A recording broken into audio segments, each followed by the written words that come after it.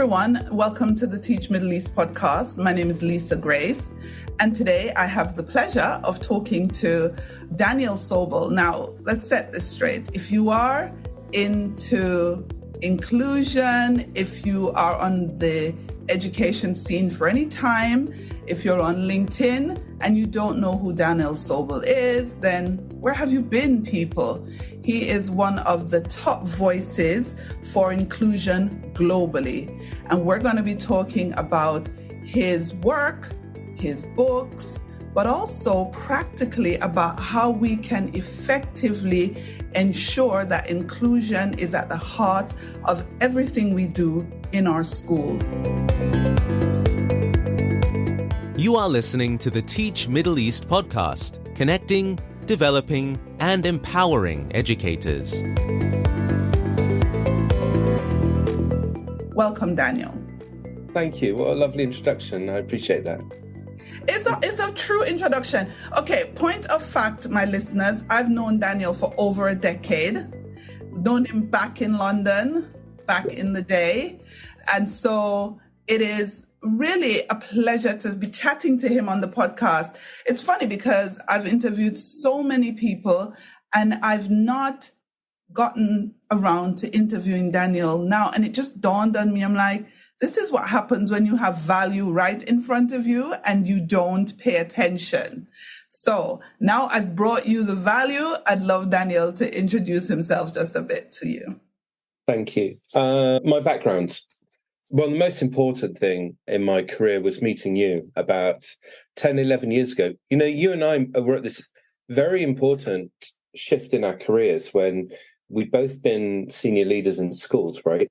And we're about to embark on a new career and we'd sort of got a brand new family. I don't know if our children were born yet, actually. I can't even remember. I know that we have children of a similar age. Yeah, I'm trying to think. I can't remember.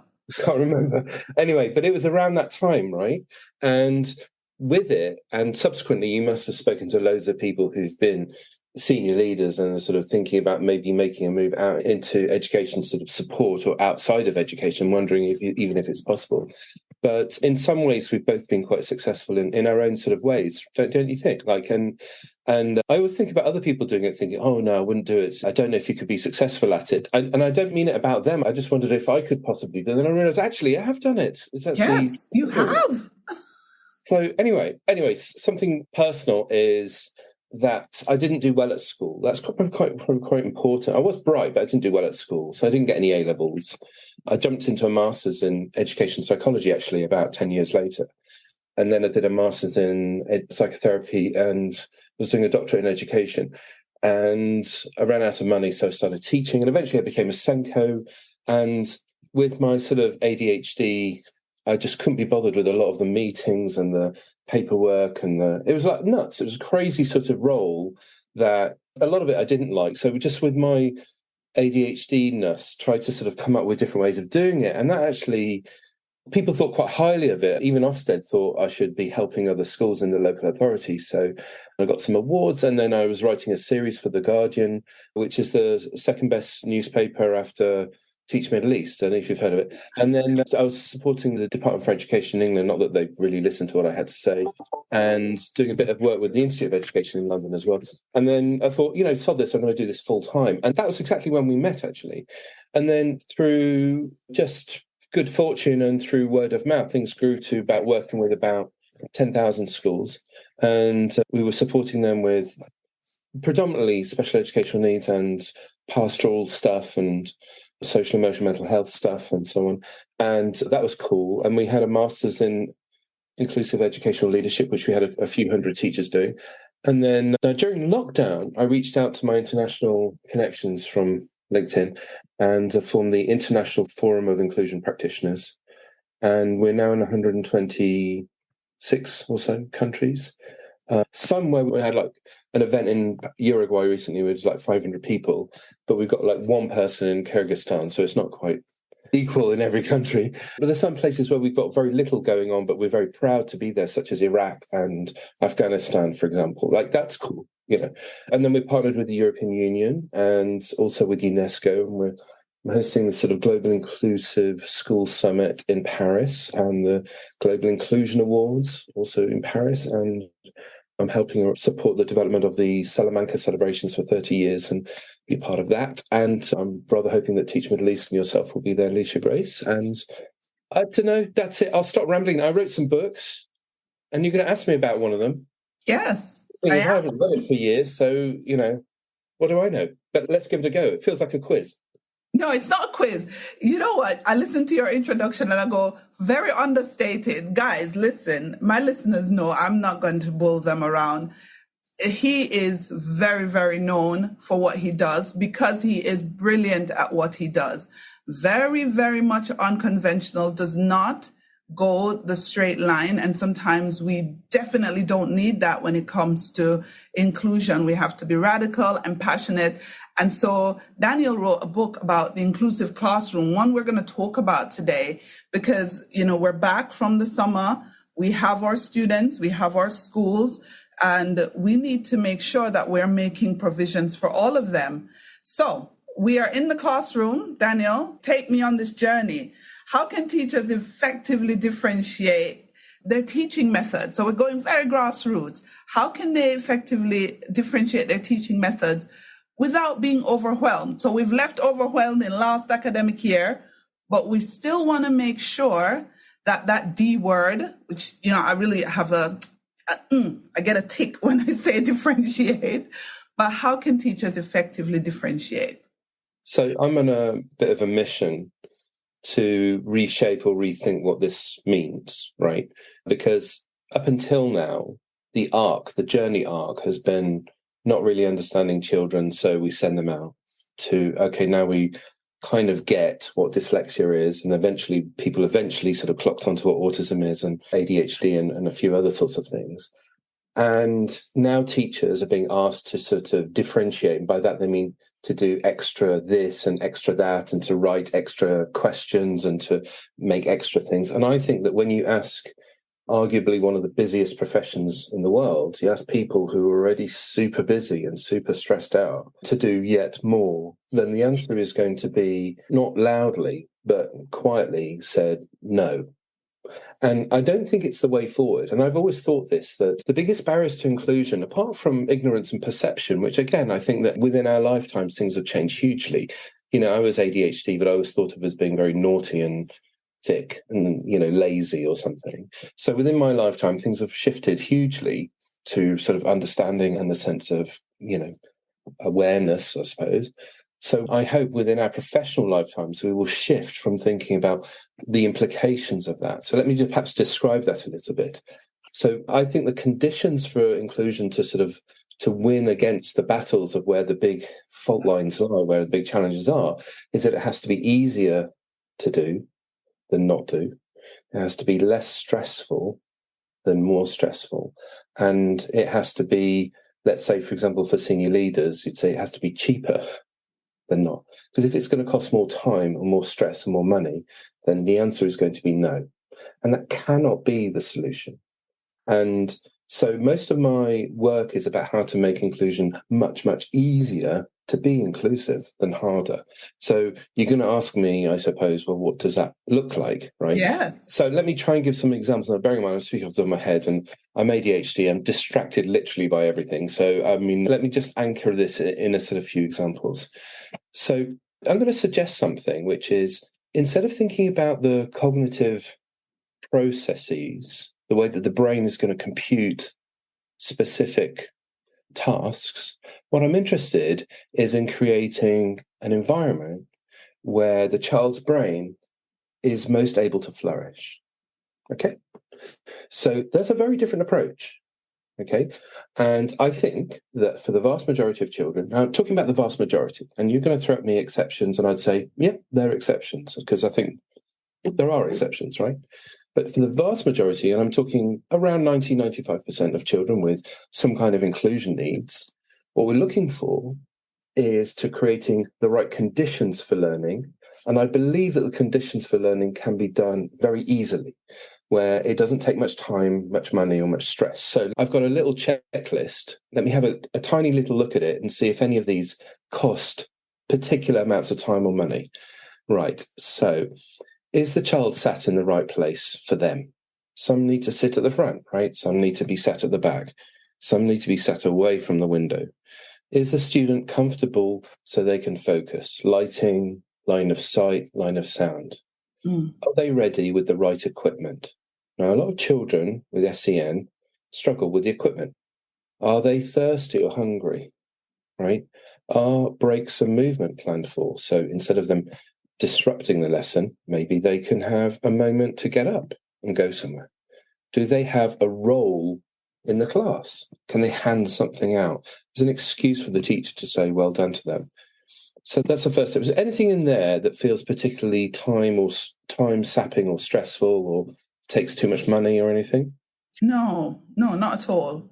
And you know what I like though? They're not things that we can't do immediately. We can do them immediately. Right. Let me mention a few more. Yeah, Shall I go on. So are they welcomed and greeted with a warm smile? Have we conveyed to them that I like them? That can go a long way, especially with kids who end up sort of being quite disruptive. Do they feel like they belong? And are the students' successes, however big or small, celebrated regularly with praise? That can go so far for most children, in fact, most adults. And by the way, Lisa Grace, what a great interviewer you are. You know what I mean? Praise can go a long way, right? Yes, certainly. Evidence of student interest or enthusiasm, positivity or joy. Can we see them engaging and participating? And for me, this is a major departure point for what I think. I think the word special educational needs is very last century. And what I'm interested in is nothing to do with special educational needs, but I'm interested in the two key words, which is about engagement and participation. So a very specific example. So I'm doing an ADHD thing. I'm departing from my list and I'm going on to something separate. I'll come back to the list in a second. So as a good example, most schools which are listening to this, they will, rightly so, and I don't think you should throw the baby out with the bathwater, they will measure the reading age, let's say of reading age 7 to reading age of 8, right? Because they did some kind of booster program. But I'd say to you, that's not really going to tell you much about their learning life and their attitude towards learning. Whereas whether a child has read at home for the first time or read a book for the first time or read in front of peers in the classroom, that will tell you a lot more about how they're getting on in terms of their engagement and their participation. And engagement and participation, I think, are the much better indicators about how they're doing. Whereas actually thinking of them as SEN doesn't help you. What helps is knowing whether they're going on. Actually, plenty of kids with SEN engage and participate really well. And there are plenty of kids without SEN who don't. And therefore, I'm suggesting it's a false category. And on top of that, I'd go further and say the diagnoses and labels don't help children either. You can have 3 children with autism in your classroom that all present very differently. Yeah. One's very loud and gregarious, one is very quiet and sat in the corner, one is very studious but doesn't like speaking to anybody. You know, there's a range, so much so that actually the label doesn't help the teacher. By all means, psychologists and neurologists and psychiatrists could knock themselves out and diagnose up the wazoo. But our classroom teachers don't need the diagnosis. What they need to know, they need to know the child. But more importantly, they need to know, what does that child need to feel safe and for their brain to be alive in the classroom? I mentioned a couple of other points, if that's okay. I'm going back and forth. This is me. Go on. Take it where you want to take it. So, does the child leave the classroom with a positive frame of mind? Have they been praised and encouraged? Is what I'd ask the question about. Are they spoken with about their challenging behaviours calmly and without negative or disparaging comments about the student themselves? Just really calmly. Does the student have positive interactions with peers? And where appropriate, was the student asked to share their views? And does the student actually know what this lesson is about, the content and the purpose of the tasks? Arguably, one of the things which I put in this book, this latest book, right, was 5 key points, 5 moments in a lesson that's very easy to lose a child. And if you lose them, you will probably see it manifest in some kind of behavior, either distracting behavior, distracting others, or themselves being they're lost somewhere else, right? Mm. And those 5 simple things, if you get those 5 things right, you will be maximizing inclusion at those 5 moments. And if you do some of the kind of things I was just saying about being aware about how they're feeling in the classroom, because actually how they feel has much more relevance to you as a teacher and their ability to process cognitively. So those 5 things: how they walk into the classroom, how they understand, or let's say don't understand, an instruction that has been given, right? How they get on as an individual, working quietly as an individual, how they may participate or not participate in a group work. And then finally, the last one is about leaving the classroom and how they are feeling as they exit the classroom. Those 5 things will significantly influence child's participation and engagement. If they don't feel comfortable at the beginning of the lesson, you'll see that emerge. If they don't understand the instruction, you'll see that emerge. If they can't get on with the individual work, you'll see that emerge in some kind of distracting behavior. If you can't see them participating in a group, and so on. So you asked me a question about differentiation, and I've reshaped what I think it means, which is about sort of creating this feeling or this sense. And we as adults experience this, by the way. We have this, there are times where I'm really on it. I'm in the zone. I can really learn really well. And that hasn't got to do with how clear the instruction I'm reading is. It really very rarely has to do with that. When I say clarity or how well differentiated the question is for me personally, that doesn't determine how engaged I'm going to be in this moment because I've got some work to do. It has a lot to do with my conditions. If it's too distracting over here, there's some sort of noise going on over there, all of those sorts of things. We know that as adults. That is where I'm at when it comes to thinking about differentiation. And that's a very, very different place from what the usual sort of traditional way of thinking about SEN is, what special educational needs is. Yeah, I like how it's reframed because it really gets to the core of making sure that the student is at the center.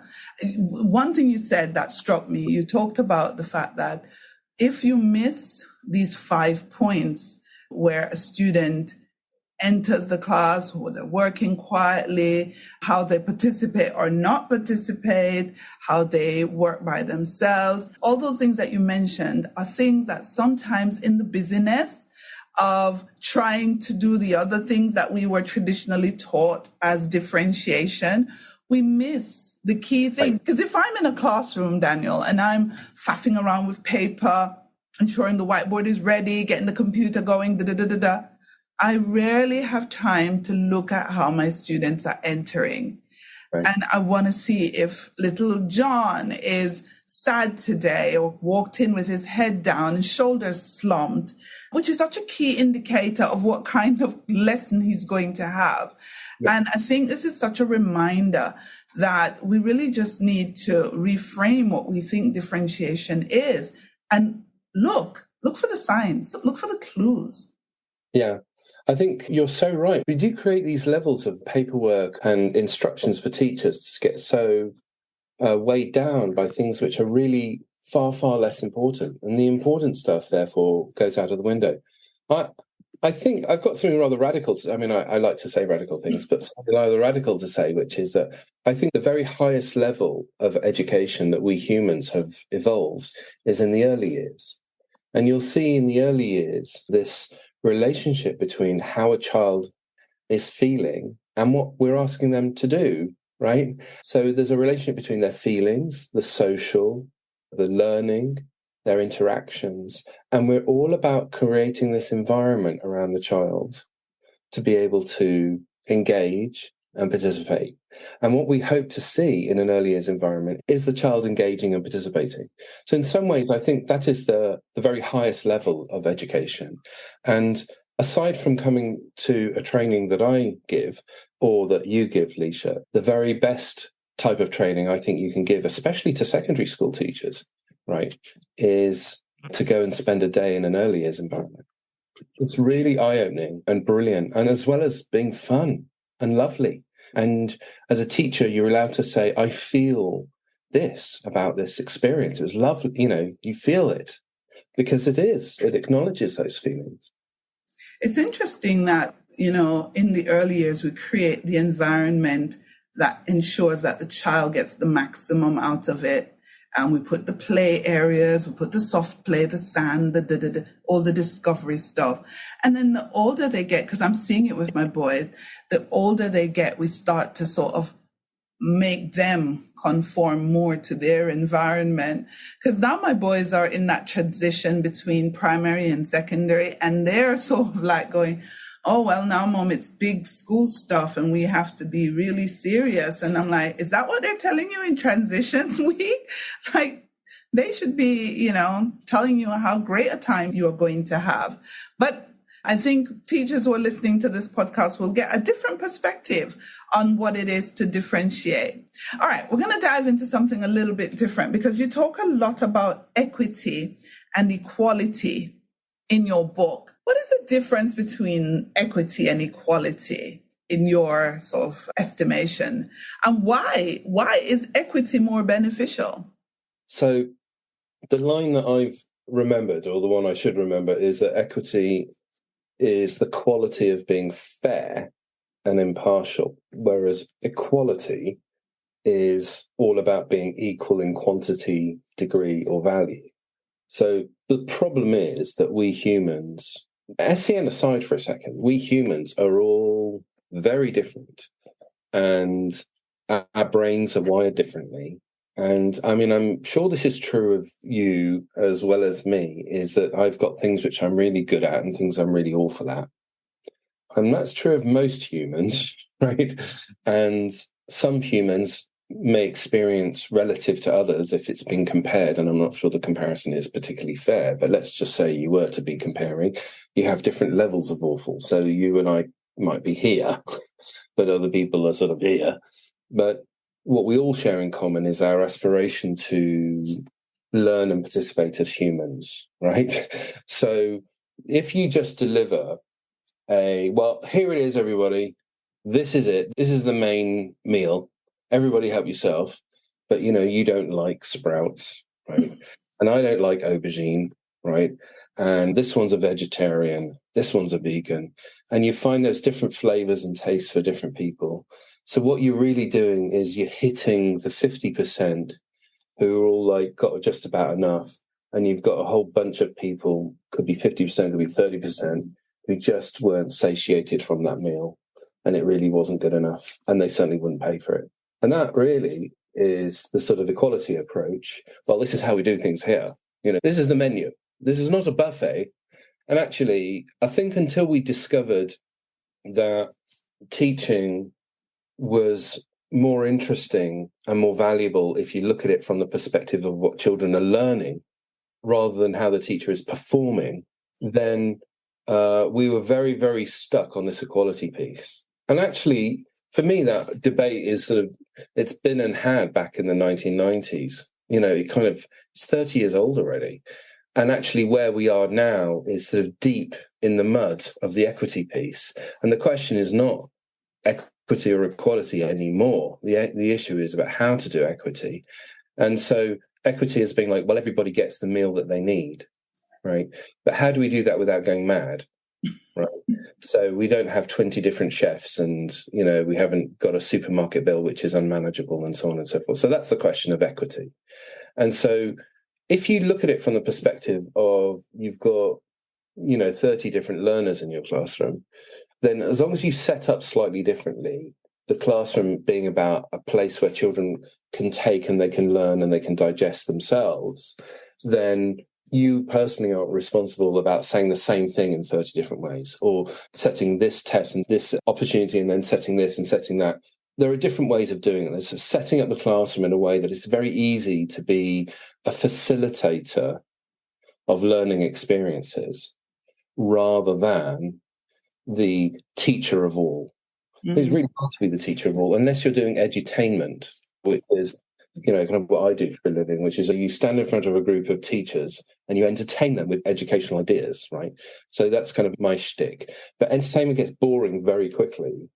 So what we need to do is to sort of get out of the way as a teacher, remove ourselves and create learning opportunities. I'll say something which, I don't know if you think this is to be true, but for sure you will have taken your children to the Science Museum in London, right? Now, I think the Science Museum in London has a lot of potential. Okay, that's me being nice. But I think it's a huge waste of money and hugely rubbish. And the reason, right, is because I'll tell you why. This isn't me, please, Science Museum, I don't want to hear from you, unless you want to speak to me about how I think you could do better. But the reason why I'm criticizing it is because it's a lot of see this and read this, see this and read this, see this and read this. Whereas if you go to the Science Museum in Copenhagen, I literally let my children go and they touch things, they have to move things, they have to pull things, and everything is entirely about engagement and participation. And off you go. And they'll learn more science there in 5 minutes than they will learn in half an hour in the Science Museum in London. And we ended up spending a day and a half in that Science Museum in Copenhagen because you just basically let the kids go and you just know that they're busy being scientists.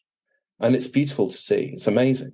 And similarly, if you try to lead a class which is all about see this and read this, okay, then you're going to struggle. You really are going to struggle. And I don't think the issue is about SEN or differentiation or whatever. I don't think that's a fair critique. But if you can set up your class like you're the Science Museum in Copenhagen, then every lesson's going to be rocking and rolling. And so for me, I very much push on this whole equity thing. I never usually use the language of it. Do I use it in the book a lot? Not a lot, but you did mention it in one of the chapters, talking about, why equity is more important than equality. I think a lot of times we hear a lot about equality, but of what value is it if everyone gets the same thing and for some people it's of no use? Are you really helping them? So I love the point. And now I'm thinking I should take my kids to the Science Museum in Copenhagen 1 year before they're too old and not interested anymore. But yeah, I agree with you. When it comes to teachers implementing sort of like individualized teaching methods, a lot of teachers really think that they have to go and become miracle workers or magicians. But what would you encourage teachers when it comes on to making sure, and I think you've touched on some of this already, in terms of making sure that each individual in the classroom is catered for? So what do we need to do to make sure that each individual is catered for? Well, I think the most important thing, there are a few things I've already said, which is about, conditions for learning, which is, I think, probably the most important thing rather than an afterthought. So that's a primary thought. And also probably the most important thing is to get to know the child. Now, that can be hard sometimes, but you'll know the children that you need to know because they're the ones that annoy you the most. So those are the ones to get to know. I mean, I remember, and I think I might have put this in the book, I can't remember, but I've done a lot of failures in my life, which I try to capture in my books and show the things that I learned from it, or I learned quite by accident. But there was this towards the beginning of my career. I was teaching music, actually, which isn't my main subject, but I happen to do music, so I know about music. So I was teaching music, and there was this boy in the class who was the most frustrating, annoying. It's almost like he had a vendetta against me or something. That's what it felt like. But I definitely spent the rest of the week thinking about how much I hated this child. And, I was having this sort of very human, I felt quite vulnerable, actually. It just really made me think, I don't know if I want to do teaching. And I know what I'm describing is quite common with all teachers. And it'd be weird if you've only ever taught perfect lessons where there wasn't something going wrong. That would be weird. But maybe there is the odd one person every so often. But anyway. They don't listen to this podcast. Right. But I mean, I think actually one of the things, just as an aside, let me do a little ADHD moment here. As an essential to my master's program, Inclusive Educational Leadership, I've sort of emphasized something which is like the power and the importance of being vulnerable and also being a failure. Because out of those two things, you open the door to humanity, and out of humanity comes a very different view of what education is. When you're seeing this as a relationship between human beings, and human beings, relationships are not perfect. They are just humans being humans. And it's a very different way of thinking about, all of the questions around equity and equality and so on. I mean, the reason why I sort of anchor it in the master's thing is because then it sounds like, it must be true. But actually, people who have to do the master's program, they tend to be slightly more questioning. But the point being is that may just sound a little bit wishy-washy. And, this is a profession and we have standards and we need to do things in a certain way. And I wouldn't take away any of that. But I'm just saying that there is a sort of almost like a philosophical difference between how we view what's going on And it's easy for me to say as someone who isn't doing it full time at this moment. And so, yes, I think it's quite hard to be a human being teaching other humans. But I'll give you an example. I had this kid, going back to the story now, I had this kid who just made my life really quite hellish. And I was spending time outside of the class thinking about how much I don't like this kid and how much I want to be exited from the classroom. I want him out of the classroom, or I want to leave the classroom. So I decided I don't know how to do it without swearing. It's called sandwich. Basically, I'd rehearsed in my mind. This is what I was going to do. I was going to speak to him at break time, right? I'm going to go and speak to this kid who's annoying the hell out of me, and I'm going to say something positive, and then I'm going to tell him something really negative about what's happening and how it's got to stop, and then I'm going to finish it with something positive again.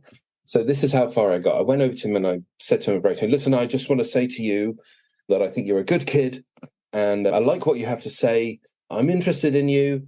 And I really want to hear more about what you have to say. And I really like it when you put up your hand rather than just shout out. So anyway, this is the point where I now need to introduce some of the negative stuff, like stop doing this and stop doing that and all that sort of stuff. This is where I'd worked out in my head.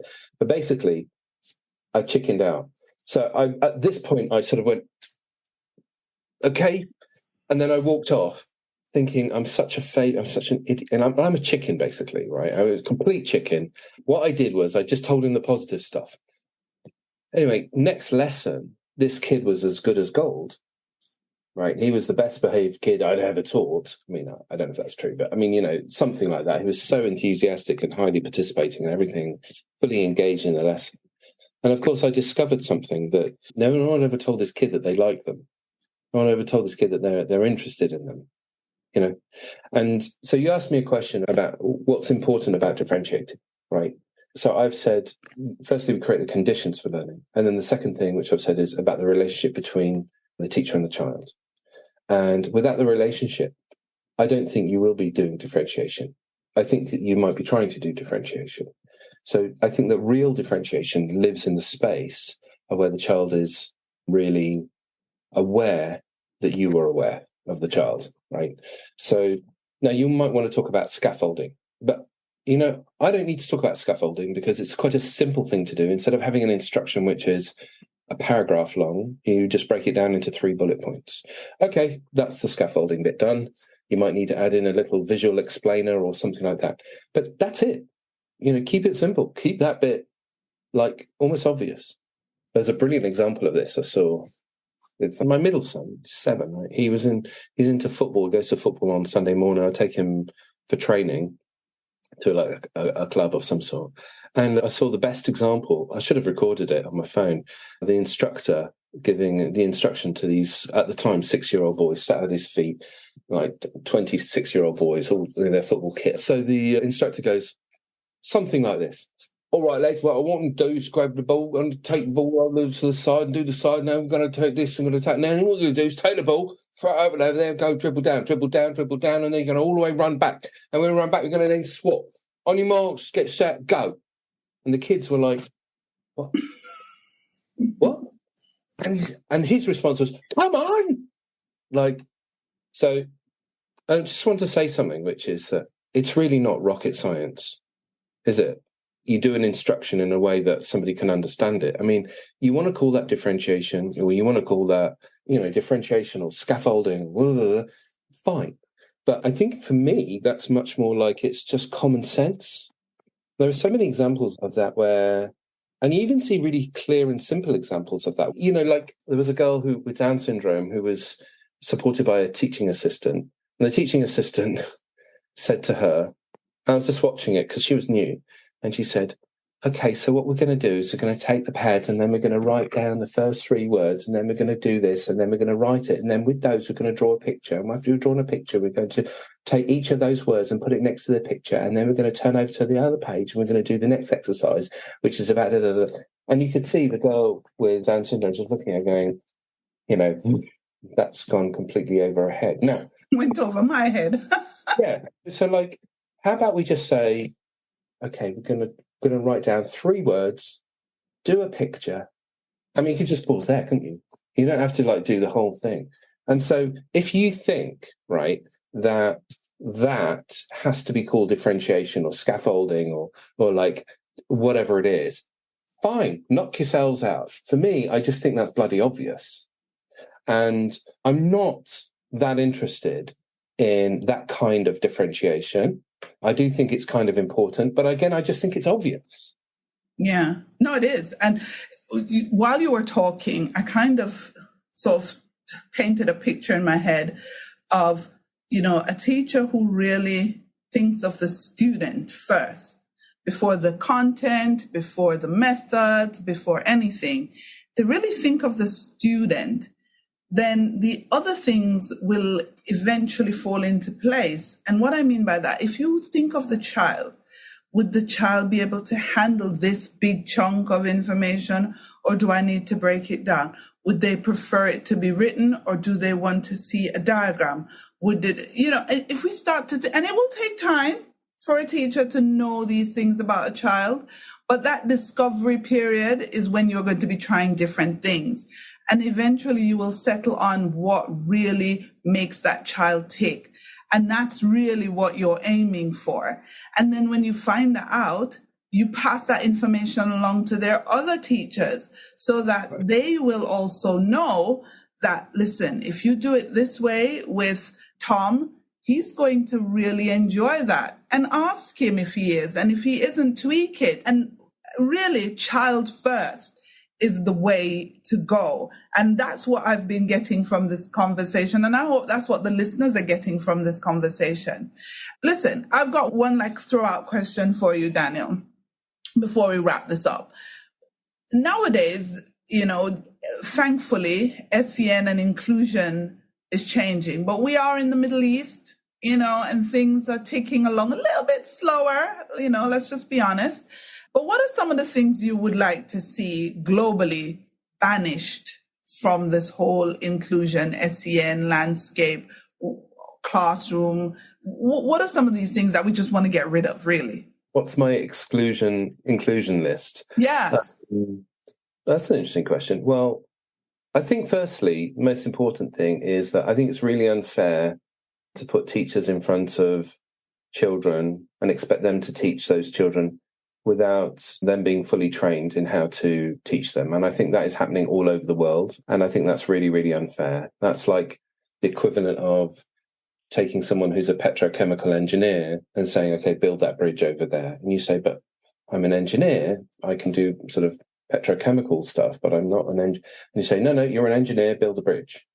And that for me is, I think, really unfair on teachers. So that's number one, up the training level of teachers all over the world to make sure that every teacher can teach every child. So that's the first thing. The second is that I would focus on this sense of belonging of a child, and that as being the primary conditions of how they feel, how a child feels, both in the school and also in your particular class, as being a step number one, as being the goal, the step number one, but also the step number 10, right? It's the starting point and the end point. The third is that I would get rid of labels in a school, especially the negative ones. You have the word dyslexia, dyspraxia, dysgraphia. They're all dis words. They're disabilities. They're disappointment. They're disastrous. They are negative labels that we hang on children.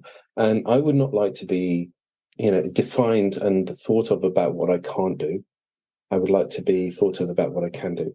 The fourth one is I would try and bust some of the perceptions of what special educational needs mean. Most people think that it means what people can't do, but actually it also means what people can do. So I would say that probably the vast majority of Silicon Valley are made up of people who are on the autistic spectrum and who are, I'd say most of the creative industries are very dyslexic. I'd say most of the leadership world are very ADHD. There was a friend of mine who did a piece of research in Cambridge University and found that the faculty and the students, the vast majority of the science and maths departments, I'm talking about vast majority, 85% or so, had some kind of special educational need. But she also found that in one of the state prisons as well. And actually, special educational needs comprises much more of a K curve. The highest performers in society are not quote unquote normal, right? Because to create and innovate things which are so far out, you need to be far out, right? And that's also true of people who don't fit into society as well at the bottom end. So I think there's a little bit like, and not the same way and not the same flavor or shape, but a similar sort of concept of busting the glass ceiling of what women can achieve in society. So it's also true of what people with different types of needs can achieve in society as well. And I think that's going to take a bit of time. Partly it requires people like myself and yourself and various others giving voice to the idea that, people with special educational needs or inclusion needs or whatever can achieve not just a bit, but can achieve much higher than others and usually come with significant gifts. So, okay, that's my top list. I mean, I could just keep going, I suppose. I can literally just keep going for a while. But I mean, I've already said in this is that I really want to reshape or rethink what inclusion means. And most importantly, probably the most important piece of discussion is not just introducing how the child is doing, because that's one of the big takeaways from today, but also how the teacher is doing. How is the teacher feeling? I believe that that's a very important layer of how you create an organization where children feel like there's a sense of belonging is because you have a staff who have a sense of belonging. And also you have parents who feel at home and feel safe. So there's a lot of conflict which has been diminished. There's a lot of engagement and participation from all different layers. And that's more of a sort of futuristic idea of what schooling really looks like. I go into a school on a once a week basis. I'm committed to visiting a school weekly, otherwise I'll sort of forget what schools are about. And most of what we do is we're looking at that. And it's a very different way of thinking about what inclusion is, but actually it's much more cost effective, time effective, and much happier for people usually. Yeah, student first. Student first. That's what I want people to walk away from this podcast thinking. Differentiation, inclusion, all of it is about student first. Student as a person, who they are, what their needs are, put them first. We're bringing the podcast home, Daniel, but want people to know a little bit about what you're up to. You alluded to it at the beginning, but I'd love for you to kind of just take a couple of minutes, tell people how they can get involved with your work, how they can, participate in upcoming events and things that you have going on, because I'm sure there are loads of people in this region who would benefit and who are already benefiting from some of the stuff that you're doing. So take it away. So firstly, I think I'm in Dubai in August. I think I'm in Qatar and Saudi in October. So come along and see me then, I think. The other thought was we're running the Global Inclusive School Summit at UNESCO. So we have an application form on our website, which is www.ifip.group. That's ifip.group.